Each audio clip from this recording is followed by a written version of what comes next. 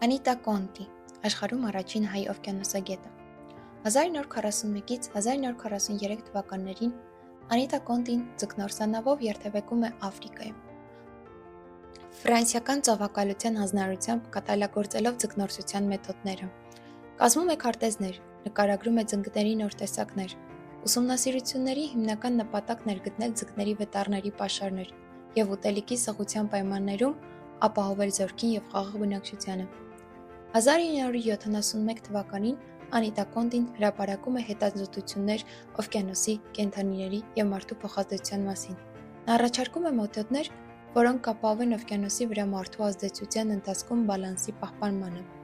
Նրա աճյունափոշին իր կտակի համաձայն սփռել են միջերկրական ծովում։ Ֆրանսիացի հայտնի գիտնական ջրասույզ Ժակ-Իվ Կուստոն բազմիցս հայտարարել է, որ առանց Անիտա Կոնտիի ուղղակի հնարավոր չէր լինի կազմակերպել և ստեղծել Մոնակոյի հայտնի օվկիանոսագիտական թանգարանը։ Ժակ-Իվ Կուստոն նաև խոստովանել է, որ Անիտա Կոնտիի հետազոտությունների, լուսանկարների և գրքերի շնորհիվ մարդիկ այժմ պատկերացում ունեն ստորջրյա աշխարհի կյանքի մասին։ Ալենուշ Տերյանը ծնվել է Իրանի մայրաքաղաք Թերանում։ Հայրը նոր ջուղայի հայերից էր և թեպետ գրող էր, բայց կյանքի վերջին 20 տարիներին ծառայել է որպես Իրանի ՍԵՊԱ բանկի տնօրեն։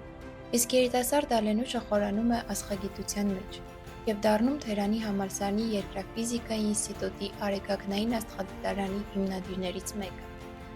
Նրան Թեհրանում իրավացիորեն կոչում էին իրանական աստղագիտության մայր։ Ի դեպ,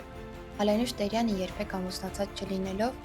իր ուշադրությունը կենտրոնացել է գերազանցապես հետազոտությունների և դասավանդման վրա։ Ուշագրավ է այն, որ Ալենուշ Տերյանը իր տունը կտակել է նոր ջուղայի հայ համայնքին, որպեսզի այնտեղ կարողանան բնակվել կացարան չունեցող ուսանողները, իսկ ինքը վախճանվել է ծերանոցում։ Գոհար Վարդանյան, խորհրդային ընդհատակյա հետախույզ, Ռուսաստանի արտաքին հետախուզության ծառայության վետերան Գոհար Վարդանյանը 16 տարեկան հասակում մտել է իր ապագա ամուսին և զինակից Գևորգ Վարդանյանի հակաֆաշիստական խումբը և աչքի ընկել իր ակտիվությամբ։